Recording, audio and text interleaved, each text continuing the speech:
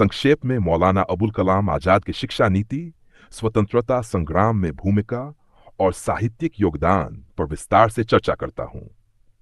स्वतंत्रता संग्राम में भूमिका।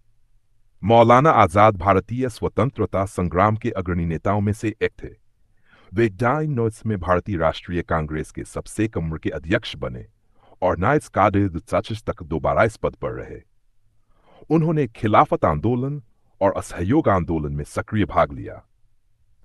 वे महात्मा गांधी के विचारों से प्रभावित थे और हिंदू मुस्लिम एकता के प्रबल समर्थक थे।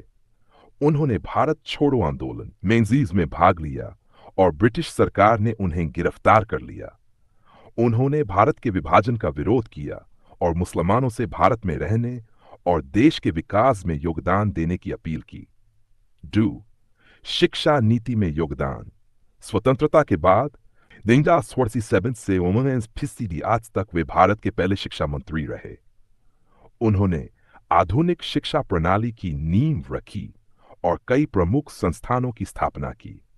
भारतीय प्रौद्योगिकी संस्थान की स्थापना, विश्वविद्यालय अनुदान आयोग यूजीसी की स्थापना, संगीत नाटक अकादमी, साहित्य अकादमी और ललित कला अकादमी की स्थापना, भारतीय सांस्कृतिक संबंध परिषद और की स्थापना, बच्चों की प्राथमिक शिक्षा को अनिवार्य और निःशुल्क बनाने पर जोर दिया।